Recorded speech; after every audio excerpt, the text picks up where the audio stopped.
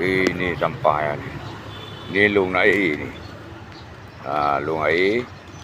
Ini tumpukan sampah nih ya. Sudah dibersihkan sama koordinator taman dan koordinator reol, Bang Sambiran dan Hendra.